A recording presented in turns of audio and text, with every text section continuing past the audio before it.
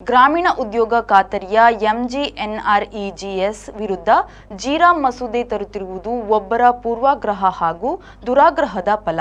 ಅದಕ್ಕೆ ಅವಕಾಶವಿಲ್ಲ ಎಂದು ಸಂಸದೆ ಪ್ರಿಯಾಂಕಾ ಗಾಂಧಿ ಹೇಳಿದರು. ವಯನಾಡ್ ಸಂಸದೆ ಪ್ರಿಯಾಂಕಾ ಗಾಂಧಿ ನೇತೃತ್ವದಲ್ಲಿ ದಿಲ್ಲಿಯಲ್ಲಿ ಬಿಜೆಪಿಯ ಜಿ-ರಾಮ್ ಮಸೂದೆಯ ವಿರುದ್ಧ ಭಾರೀ ಪ್ರತಿಭಟನೆ ನಡೆಯಿತು. ಮಹಾತ್ಮ ಗಾಂಧೀಜಿಯವರೇನು ನಮ್ಮ ಕುಟುಂಬದವರಲ್ಲ, ಅವರು ರಾಷ್ಟ್ರಪಿತ. ದೇಶದ ಯಾವುದೇ ಹೋರಾಟವಿದ್ರೂ ಮೊದಲು ನಿಲ್ಲುವ ಹೆಸರು ಗಾಂಧೀಜಿಯವರದ್ದು. ಯಾರೋ ಒಬ್ಬರು ತಮ್ಮ ಹಮ್ಮಿನ ಫಲವಾಗಿ ದುರಾಗ್ರಹದಿಂದ ಜಿ-ರಾಮ್ ಹೆಸರು ಬದಲಾವಣೆ ತರುತ್ತಿದ್ದಾರೆ ಎಂದು ಈ ಸಂದರ್ಭದಲ್ಲಿ ವಯನಾಡ್ ಸಂಸದೆ ಪ್ರಿಯಾಂಕಾ ಗಾಂಧಿಯವರು ಹೇಳಿದರು. ವಿಕಸಿತ್ ಭಾರತ್ ರೋಜ್ಗಾರ್ ಹಾಗೂ ಆಜೀವಿಕಾ ಮಿಷನ್ ಗ್ರಾಮೀಣ ಮಸೂದೆ ಮಂಡಿಸಲು ಕೇಂದ್ರ ಕೃಷಿ ಮಂತ್ರಿ ಶಿವರಾಜ್ ಸಿಂಗ್ ಚೌಹಾಣ್ ಅನುಮತಿ ಪಡೆದಿದ್ದಾರೆ. ಇದು ಪ್ರಧಾನಿ ಮತ್ತು ಗೃಹ ಮಂತ್ರಿಗಳ ಹುನ್ನಾರದ ಫಲ.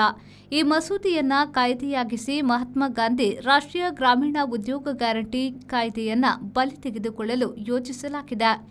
ನಾನು ಈ ಮಸೂದೆಯನ್ನ ತೀವ್ರವಾಗಿ ವಿರೋಧಿಸುತ್ತೇನೆ.